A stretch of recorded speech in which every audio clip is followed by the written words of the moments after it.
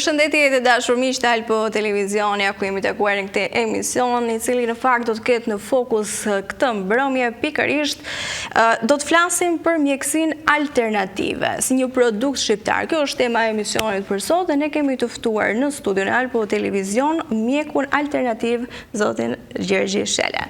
Përshëndetje, kënaqësi t'ju kemi të ftuar në studio. Është një koncept i ri, ndoshta për shqiptarët, për publikun që na ndjek. Çfarë është mjekësia universale? Mjekësia universale e kemi diskutuar në emisionet, edhe në emisionet e tjera, është një koncept i ri që unë dua ta fus si produkt shqiptar, në të cilën përfshihen tre lloj mjekësisë. Mjekësia, tre degë të mjekësisë. Mjekësia bimore, mjekësia shkencore dhe mjekësia hyjnore. Tre ato degë në kompleks përbëjnë konceptin e mjekësisë universale. Dhe pse janë tre degë dhe pse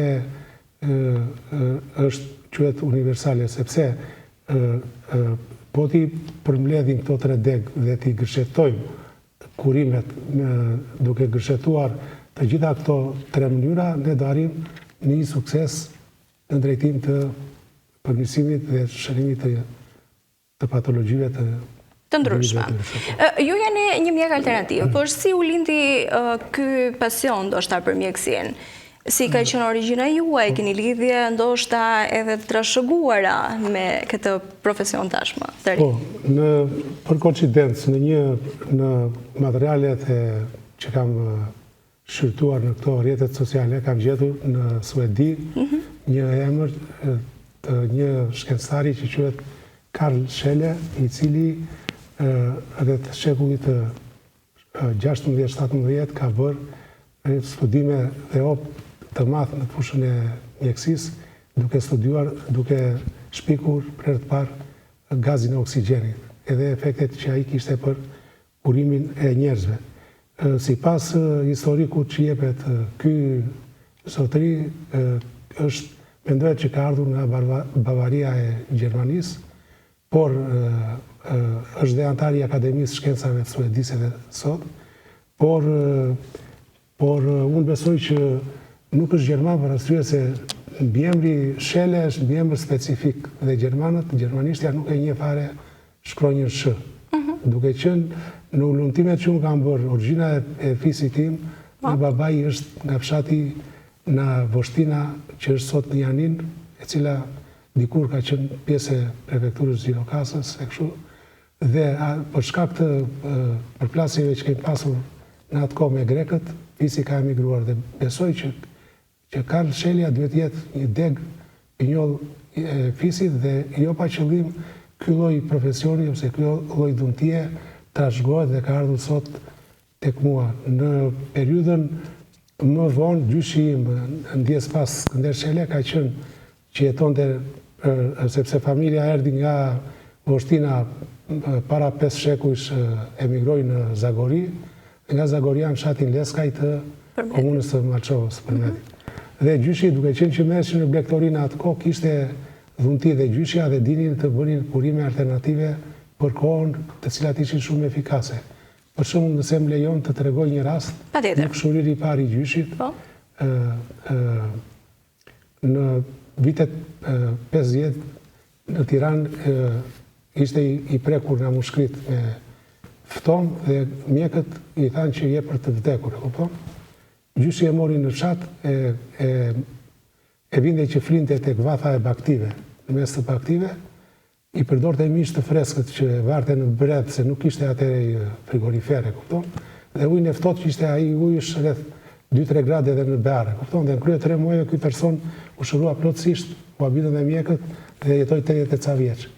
Domethënë, këto lloj dhuntish dhe kjo lloj tradite unë besoj që Zoti këto lloj dhunti i transmeton në çdo brez, siç janë fiset që nxjerrin trima ose nxjerrin shkrimtar apo nxjerrin. Dhe besoj që kjo domethënë dhunti e cila më ka prekur dhe mua në fëmijërinë time, sepse ne duke qenë që bënimi familje aktive dikur, dëmtoheshim, bëheshim, kishim...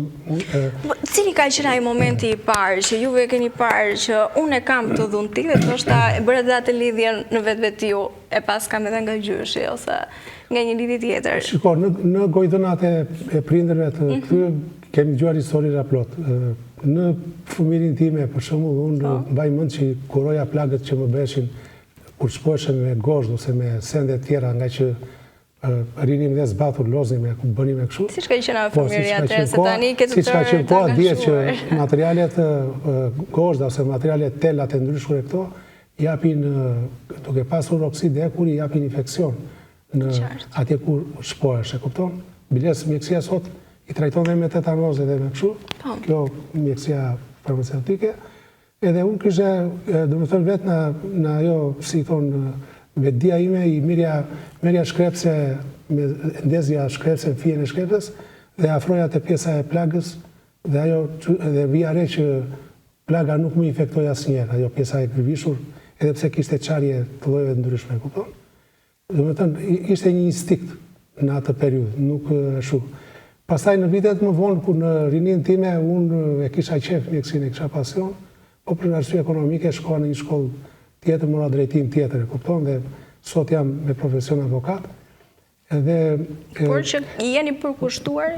Ka disa vite, du më thënë, rreth 4-5 vjetë që më ngacmon kjo sferë, du më thënë, është si një forcë e brendshme, është një dhuntin, nuk është... Kisha një mikun tim dikur, djes pas Lefter Qipa që ishtë në Bregu, edhe pinim kafe dhe Lefteri nxirrte blokun dhe shkruan dhe i thoja, qa bëbën? Më ikën frymëzimi, thonë, shkruan dhe poezite, ku thonë, është frymëzim, nuk është profesioni, është frymëzim dhe është aji që ka kapacitete mbi normalen, ka pasion, është forcë e brendshme, nuk di as ta shpjegosh kuptimin, por normalisht një gjë dihet sakt që është dhuntina Zotit, sepse Zoti është fuqia më e madhe që njohim sot si njerëzim. Cilat janë disa nga problemet shëndetësore që paraqiten ndoshta edhe pacient tuaj, por ndoshta edhe njerëz që juve keni dëgjuar ose kanë daluar juve për të patur një konsult? Çfarë janë disa nga simptomat që ata tregojnë dhe ato alternative që juve ju mundsoni? Po, në disa emisione televizive më kam bërë të qartë etapat në cilat kalon një sëmundje. Dhe duke qenë që unë gjuhën e shkencës mjekësore nuk e njifja për shkak se nuk kisha bërë shkollë, u regjistrova në shkollën e infermierisë në Vlorë për të parë në afër konceptet mjekësore. Dhe duke mos më munguar dhe pasioni i studimit për këtë pjesë dhe ajo, si i thonë, plus këto rrjetet sociale që mjekët të ndryshëm dalin edhe lobojnë emisione problematika në më ndryshmet, doja të shikoja, të mësoja gjuhën e shkencës mjekësore, por doja të shikoja se si funksionojnë sistemet në praktik në organizmin e njeriu, për të zgjeruar bagazhin e njohurive të mia për pjesën më në brendësi ose për pjesën teorike. Mirë po, gjatë ecurisë së problemit, vura re që shumë koncepte mjekësore janë të kundërta ose janë në sensin e kundërt dhe nuk i shërbejnë pozitives. Dhe me thënë, shkenca e mjekësore e mban si çështje të studiuar dhe ka ngelur ashtu, dhe faktikisht, si pas konceptit tim, funksionon ndryshe. Dhe në këtë koncept, në këtë kontekst, kam odha dhe iden që gjithë forumet shkencore mjekësore në botë e bëjnë betimin duke u bazuar te Hipokrati, kishte kundërshti dhe në shkollë se ore ti tani po bën shkollën, po betimi është i Hipokratit, e kupton? Është si një film që kemi parë që një oficer shqiptar shkoi në Itali dhe nuk bëri betim para nazizmit, për shkak se ishte patriot, e kupton? Tani nuk është në këtë kontekst, Hipokrati është i nderuar figurë që grekët e mbajnë si figurë të nderuar, po koncepti që ngreu në shky që një njeri që të bësh betimin në emër të një personi ose individi duhet ketë lënë gjurëm të një suksesi. Hipokrati nuk ka lënë në një kur mjekësore që të jetë efikase për njerëzimin, ose të ketë shpikur në një gjë që të lëj mbresa. Dhe kjo mua më lë një pikpyetje të madhe në këtë koncept dhe duke parë gjeografinë e shpërndarjes që ka pasur dhe ka në për Shqipëri gjithandej njerëz që kanë dhunëtira në fushat e mjekimit, më lë të përshtypjen që ne kemi qenë djepi i njerëzimit përsa i përket të fushës mjekimit, duke pikërisht duke bazuar edhe te pjesa e shumëllojshmërisë së bimësisë që ka territori shqiptar. Dhe vetëm ka atë lloj bimësie që nuk e kanë shumë të botës, që kjo jep dhe mundësi pastaj që të avancosh. Dhe nisur nga kjo kam nxjerrë ato 5 konceptet që i kam bërë në libër publikisht. Po, juve keni një libër. Kërkojnë që të vërtetojnë në përrat ato po. Ta riprezentojmë për publikun, bëhet fjalë për këtë libër, Mjekësia Universale Gjergj Shele, i cili ka dhe 5 pikat kyçe që ju e keni... 5 teori të reja në fushën e mjekësisë, që unë i quaj si aksiomat matematikore, të cilat janë pa vërtetim, por me kalimin e kohës do vi momenti që dhe do vërtetohet. Sa është mbështetur, të ndalim pak dhe të libri, sa është mbështetur, sa është përkrahur, sa është rritur kërkesa, ka patur interes... është diçka e re? Po, është diçka e re, tek njerëz shkollë. Në Shqipëri ka një fenomen. Dikur, për shembull, kishte etje për dituri, funksionon bibliotekat, rinia vetë lexonte, bënte. Sot ka ndryshuar ai, si i thonë, stili jetesës ose trendi, dhe njerëzit janë larguar nga libri. Dhe kjo është një fatkeqësi e madhe për ne si komp që largimi nga libri do thotë kemi larguar nga origjina, sepse libri na bën njerëz, e para një. E dyta, është një fushë që shumë njerëz që kanë lexuar më kanë dhënë përkrahje ose më kanë dhënë nota pozitive. Është edhe specifik për shkak se do komitete shkencore që të arrin ta kuptojnë, ose për shembull aty unë kam përmendur një rast që është vetëm një foto që kam vënë te libri për respekt. Ferit Murat, një shqiptaro-amerikan me origjinë nga zona e diku e Kosovës ande, shkoj në Amerikë si emigrant i jati dhe aja rriti mori çmimin Nobel pikërisht sepse nxori ilaçin e Viagrës për të rritur potencën seksuale të njerëzit. Domethënë është i pari shqiptaro-amerikan që ka marrë çmimin Nobel për mjekësi dhe objektivi im është që në të ardhme të jemi dyti që të marrë një çmim Nobel. Dhe ndoshta duke vazhduar edhe me këtë konceptin edhe duke punuar më shumë, ndoshta mund të arrish deri aty. Megjithatë, teksa flasim për mjekësinë universale, mendon që ka një lidhje ndoshta të fortë midis natyrës, trupit dhe trurit tek njeriu? Si shihet kjo lidhje në konceptin tuaj? Më fal. Organizmi i njeriu është një si thonë, një perfekcion. Në konceptet fetare thuhet që Zoti e krijoi njeriu nga balta, edhe i dha frymën e shenjtë. Tani po të shikosh për shembull gjithë këto territorin shqiptar, po ta shikosh nga krajina në krajinë, ka ndryshime të mëdha të bimësisë, ka ndryshim të madh të klimës, ka ndryshim. Për shembull, kjo është një deg dafine që ka marrë për ilustrimin. Dafina ka veti shumë mirakulose. Për shembull, po ta marrësh çdo familje shqiptare ta përdori dafinën një gjethe ose dy në gjell drejt për drejt, është gjëja më pozitive, domethënë që pastron organizmin nga mikroorganizmat e dëmshme, dafina. Sepse çdo organizëm njeriu është përbet nga mikroorganizmat, po nuk është vetëm njeriu, janë dhe ushqimet, e kupton? Tani për të zhdukur të dëmshme, dafina është filtrues. Po u fut në organizëm, zhduk vetëm ato që janë të dëmshme, nuk zhduk të pa dëmshme. Pra është ndryshe nga koncepti i kurave farmaceutike, cilat futen në organizëm, po bashkë me efektin pozitiv dhe ai ka dhe efekt ansor. E thot mjekësia, kupton? Tani dafina bën filtrim, kjo deg. Tani, çfarë ndryshimi ka një dafin që rritet në Gjirokastër me një dafin që rritet në Tropoj Bjellafi, ose që rritet në Pashaliman? Kjo është esencialja, e kupton? Dhe këto janë një uri që jo çdo kush i ka, ose jo çdo kush duhet i di dhe nuk ka pse ti di, e kupton? Zura një shembull. Një shembull, qartë. Po? Do me thënë, çfarë do të thoya, që do të thoya që ne ekzistojmë mes të panjohurave, po ekzistojmë dhe mes mrekullive. Do me thënë, Zoti ka krijuar gjithçka, koncepti im. Dhe në qoftë se Zoti dëshiron që të bëjë një mrekulli, e bën. Tani, nëpërmjet kujt e bën mrekullim, se çdo individ se dua të cekte një element që është kështu, që shumë njerëz thonë që po çash kjo mjekësia hyjnore, kupton? Atëherë, unë në konceptin tim, në përkatësinë time fetare, emrin e kam Gjergji. Sipas emrit Gjergji duhet të jem ose katolik, ose musliman në këta Bektashin, nuk e di kush e ka si emër, kupton? Po, musliman. Po në qenien time, siç ndihem unë shkoj edhe në kish katolike edhe në teqe edhe s'kam komplekse fare për pjesën e asaj. Pse? Sepse objektet fetare që vjen njerëzit, sidomos ato që janë pikante të vjetra, domethënë që janë në vende të veçanta, që njerëzit thonë kisha e Laçit, për shembull, është vend i shenjtë.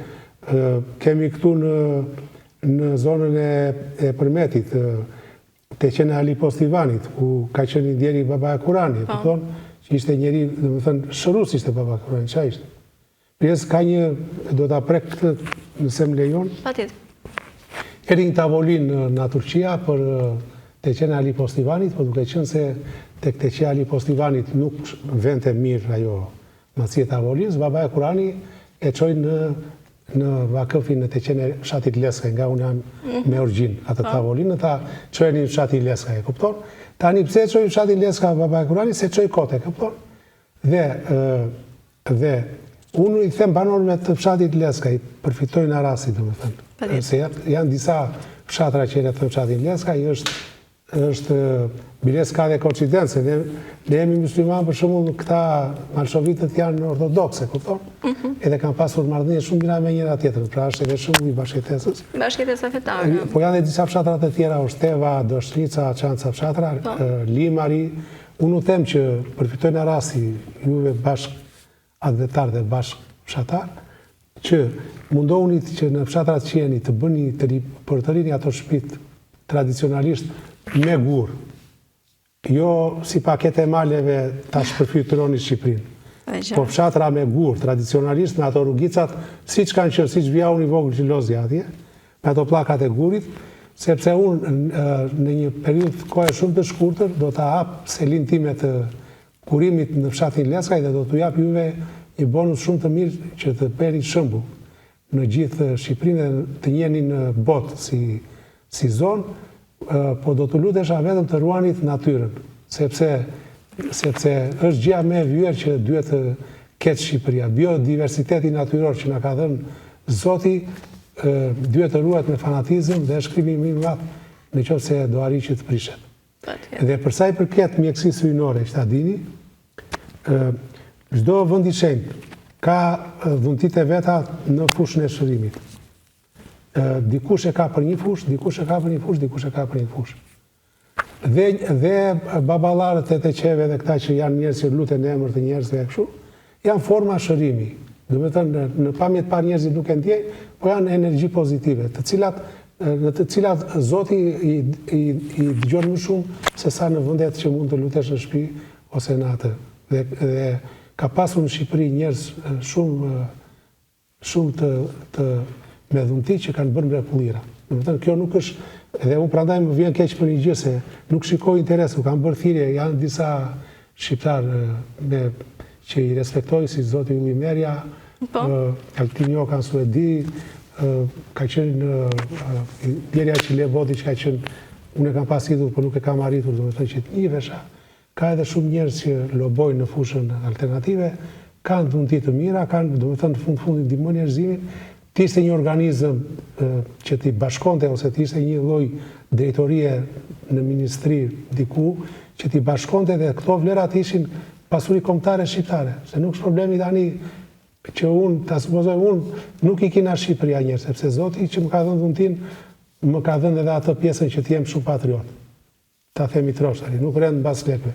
Dhe bëj një premtim para publikut shqiptar sot që edhe sa tjetëta që deri në moshën 18 vjeç, të gjithë ata pacientë që do vinë nesër tek mua, për ato mundësi që do kem, do ta marrin kurimin falas. Ky është një premtim që po, për rinin shqiptare do ta jap nga studio, po, do ta kenë vetëm falas, pa kosto. E kupton? Për ta shëndoshur rinin shqiptare. Jo për të ngritur burgje dhe për t'i bërë ushtar në fushën e krimit, po për të edukuar dhe për t'i shëndoshur që ne të kemi një popullat që të egzistojmë si kom, jo të shpërfytyrohemi. Një popullat e shëndetshme. Një popullat e shëndetshme. Gjithë një theksi të këtë shëndeti. Nga shëndeti vjen çdo lloj gjëje e mundshme. Ju thatë do fokusoni, do hapni edhe një seri tuaj pra në fshatin ku ju keni lindur. Mendoni që kjo ndoshta do të sjellë edhe një atë lidhjen që neve po e praktikojmë dhe përkërkojmë për turizmin, do të ndikoj, do të ketë edhe këtë pjesë e turizmit në mjekësinë alternative. Shiko, tek fshati Iliaskaj, ne përveç fshatit në pjesë përballë fshatit se kalon Lumiz Agoris, kemi disa saraje që kanë qenë të parëve tanë, ca troje atje, dhe me që kanë parë unë atë zonën atje, ajo ka, do me thënë, është vënd i veçantë për qëllime mjekësore, dhe pikërisht në atë zonë aty, të thash gjyshi shëroj dhe atë këshurin e tje, kupton? Dhe nga nga tjetër, që kam parë unë me ato opcionet e mija, gjitha i relievi që është atje, ka një karakteristik fshati që është, ka kodrinat janë që një gjithë e në malit janë me material dheu të butë. Dhe ajo është shumë e mirë për artikulacionet, për njerëzit që kanë probleme me kyçet. Për të ecur për artikulacionet që të rikuperojnë artikulacionet e tyre në përmjet ecjes në këto lloj masivesh të buta, se nuk janë, se nëse ti ecën në mal edhe këma shkel në material të fortë i dëmton artikulacionet e tua, kurse kjo është një zonë e ashtu. Megjithatë, unë e kam nostalgji si zonë dhe duaj që t'jap një fytyrë që të bëhet diçka, ajo ka një histori sepse ka një urë, ka një kala të lashtë edhe tjera, po duaj që dua ta bëj model. Dua ta bëj model dhe për shkak të vendit që është atje, sepse është një vend që është shumë i mirë dhe ka dhunti në fushën e shërimit. Është vend i mirë për fushën e shërimit dhe shumë njerëz për shembull nuk dinë ose kanë halle flote dhe kanë do përpiqem që mendoj që një pjesë e mirë e qytetarëve popullsisë shqiptare në fakt nuk kanë atë ndjenin e plotë lidhur me këtë lloj mjekësie, ose me faktin që ku duhet të shkojnë, a u bën mirë për shëndetin, lidhje që mund të ketë me natyrën. Ekziston dhe kjo pamjaftueshmëria e dijes, ndoshta. Shiko, është e vërtet. Tani i thoni shprehje për shembull reklama shpirtit tregtisë në pjesën e fjalës. Mirë, po ne si popull duhet të kuptojmë një gjë. Klasa kapitaliste në Shqipëri është shumë e ashpër. Nuk e ka shpirtin të zbutur. E kupton? Janë njerëz agresiv, njerëz që duan janë pasuruar në mënyrë të shpejtë dhe nuk kanë, do me thënë, humanizëm. S'kanë humanizëm. Unë po e deklaroj publikisht dhe për atë gjë që unë mund të arri që të bëj, asnjë s'mund të arri që ta bëj. Nëse se mund të thoj dikush që kjo është kështu, po ta supozojmë, nëse shëron fëmijën e dikujt apo diçka, bën diçka të mirë, që nuk e bën dot në asnjë vend, mund të vi tjetri zë i radhën dhe thotë, bëj këtë e mos bëj atë. Për shembull, s'është në atë prizëm, duhet kemi humanizëm, duhet kemi njerëzit këtu kanë një gjë. Për shembull, ja të tregoj një shembull. Unë kam punuar rreth mbi 10 vjet avokat. Dhe në pamje të parë kur prezantohesh njerëz i ri veshur thjesht, e kupton, apo pjesa si thon etike duhet, e kupton. Po në jetë e përditshme njeriu duhet jetë i thjeshtë. Kur shikonte që ishte veshur thjesht edhe kështu, shikonte me skepticizëm tjetri. Po ti je shikularizur kështu me kostume, kravate kështu, fiton një farë, do të thënë, të shikon më me interes. Problemi është se çfarë rezultati jep, e kupton. Dhe nuk është faji i popullsisë në kuptimin këtu, se njerëzit, pavarësisht se themi ne popullata kështu, popullata kështu, jo. Këtu, kjo popullat ka një diçka që do orientim. Po ta orientosh mirë, ta shëndoshësh, punon mirë. Mund të arrish diçka. Kultivojmë breza që t'jenë pozitiv për të ardhmen. Sidomos brezat e rinj të cilët... Brezat e rinj të cilët ka nevojë si puna saj filizës që i vë një deg që ta mbaj që ta drejtosh, e kupton? Drejt. Ju folet pak për osteoporozën, për disa probleme që mund të kenë patur njerëzit, por njëkohësisht edhe për diabetin apo sëmundjet të cilat janë, le të themi, të këtij shekulli, edhe sëmundjet kardiovaskulare që janë përhapur shumë, dhe ajo çka vjen re në fakt është janë përhapur edhe tek moshat e reja. Dhe kjo është le të themi, një temë shumë shqetësuese. Cilat janë ndoshta alternativat më të mira? Po, tani unë kam paraqitur kërkesë për të marrë dy të quajmë patenta, një për sistemin kardiovaskular dhe një për sistemin mendor. Tani jam në fazën për disa arsye jam në fazën e prezantimit të produktit dhe do kaloj dhe kjo fazë, nuk është problem. Më ka ngacmuar shumë kjo pjesa e diabetit, për arsye se ka shumë fëmijë që janë me diabet edhe kështu. Janë prekur që në moshë të vogël. Që në moshë të vogël dhe është e tmeshme që ai të mbaj gjilpërën në krah dhe kështu. Edhe mora një libër një ditë në Tiranë. Ky është libri profesor Veçora Gaçi. Po. E mora në Tiranë 141 pyetje, thot edhe përgjigje për diabetik. Dhe kam studiuar me vëmendje, do ta ristudioj prapë. Dhe çka kam konstatuar unë këtu për shembull, që tek ajo që them unë që konceptet mjekësore duhet të rishikohen. Nuk është se unë jam kundra Hipokratit për shembull, po meriton që të bëhet betimi në emër të një personi që ka dhënë për fushën e mjekësisë për njerëzimin. Ka dhënë produkt. Pse kjo e Hipokratit, domethënë betimi, duke filluar edhe te betimi, kjo do rizgjoj çështjet e mjekësisë, sepse si në çdo fushë njerëzimi po gjendet në fytyrë të mëdha. Fusha më e rëndësishme është shëndetësia.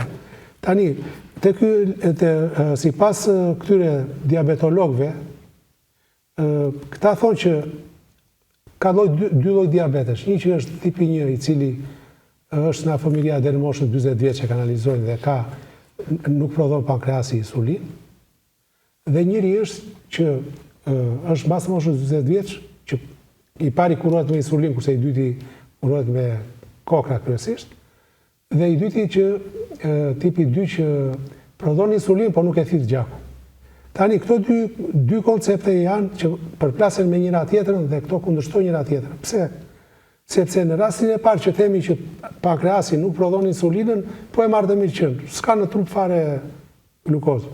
Po rastin e dytë që ti thua pankreasi e prodhon insulinën me sasi të madhe.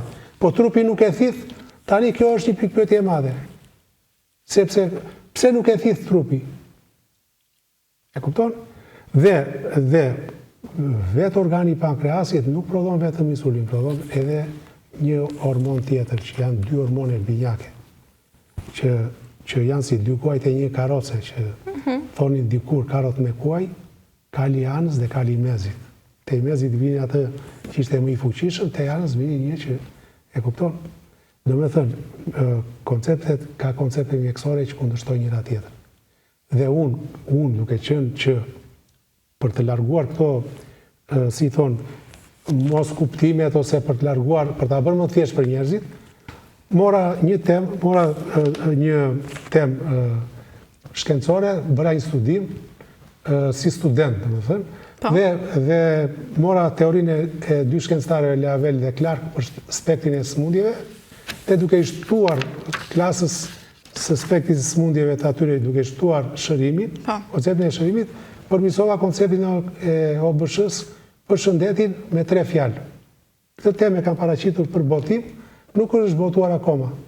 E kupton dhe s'po më jepet përgjigje. S'po të jepet, kam vetë, ndoshta këtu është pjesa ndoshta konkurrencës ose diçka që kundërshton njëra tjetrën. Tani fakulteti i shëndetit është një fakultet që janë të gjithë, janë rreth 7-8 veta që e vlerësojnë ose i shikojnë tematikat, janë të tërë me grada shkencore, me 2 grada, me 1 grad, me 3 grada, e kupton? Dhe tani nuk është një opinion publik që nuk di ta vlerësoj, ose flasë unë për shembull, edhe ai nuk di ta vlerësoj, ai do thot dafina, po, 2 gjete dafin, idhin në kaq ujë, pi në mëngjes, pi në darkë. Populli do kështu. Kurse një që ka gradë shkencore, e ka atë, si thonë, e ka konceptin e se si funksion dhe e shtjellon. Ose në të kundërt mund të thuar që ore zotëri, po kjo që thua ti është e gabuar, e kupton? Po në këtë rast është konkrete, nuk është se po flasim për gjëra, si të them unë ty që unë e shëroj plotësisht hipertensionit dhe ti tani më thua mua është utopi.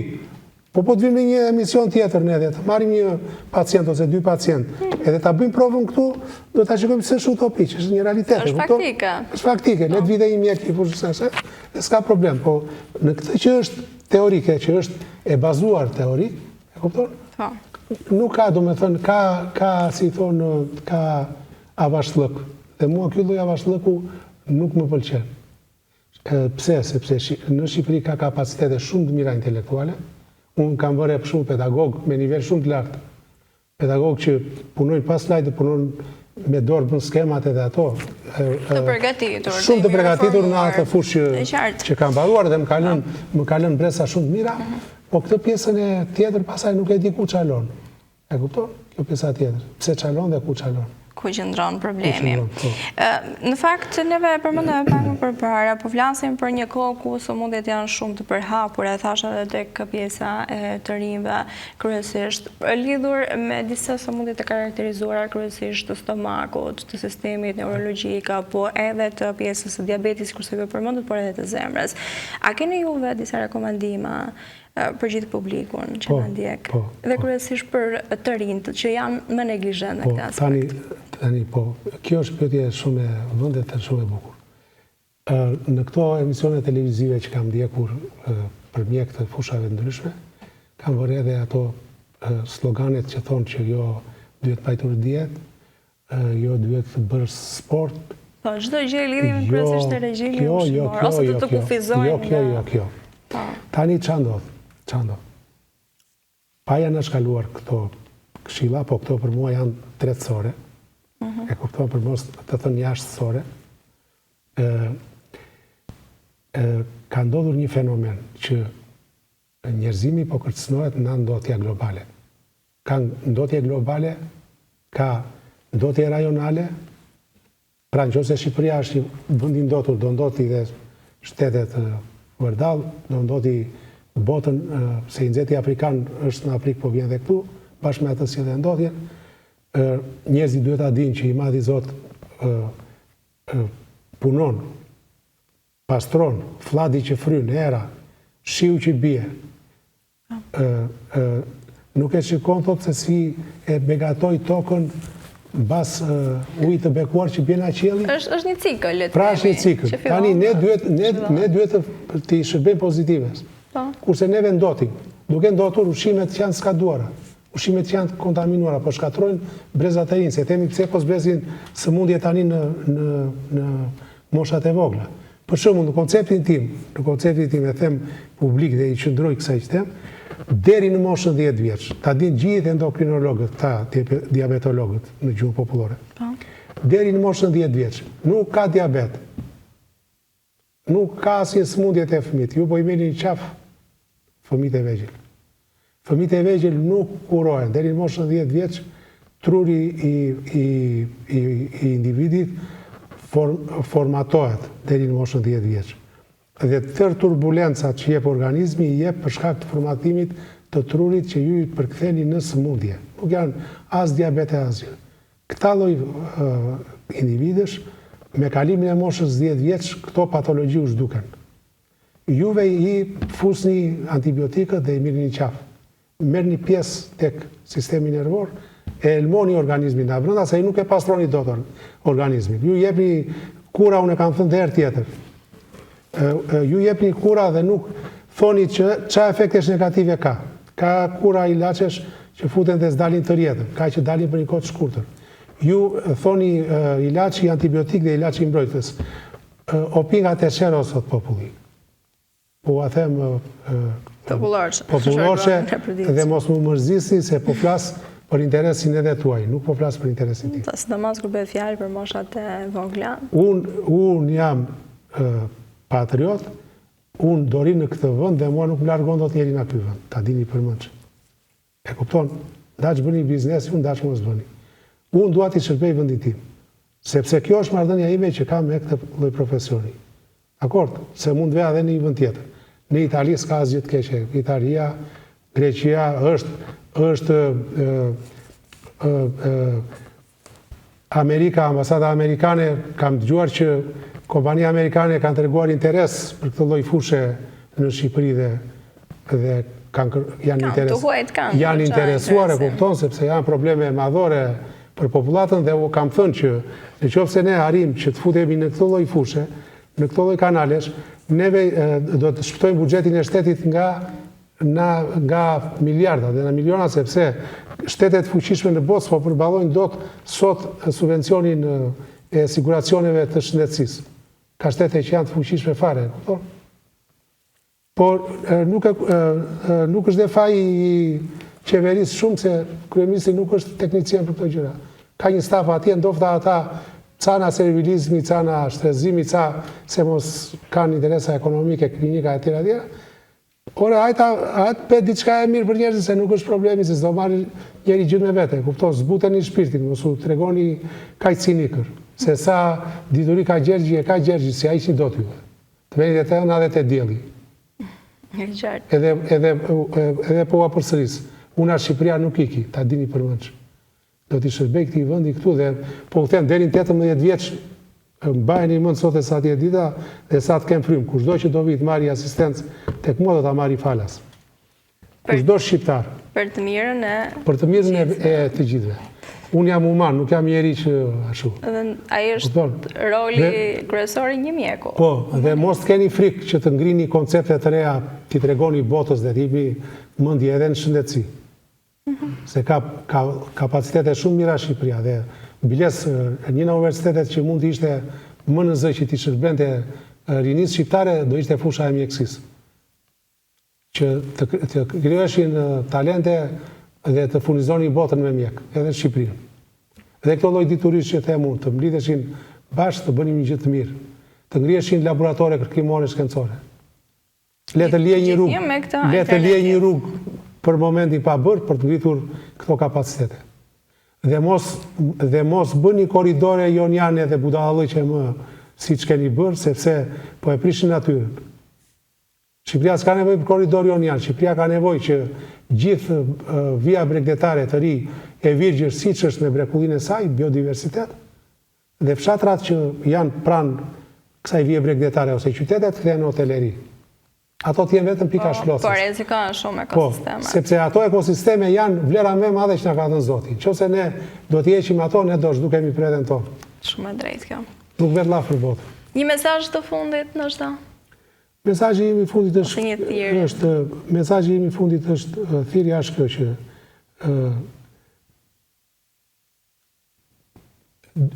institucionet shqiptare duhet ta analizojnë dhe ta marrin shqyrtim këtë lloj shkence të cilën unë po them.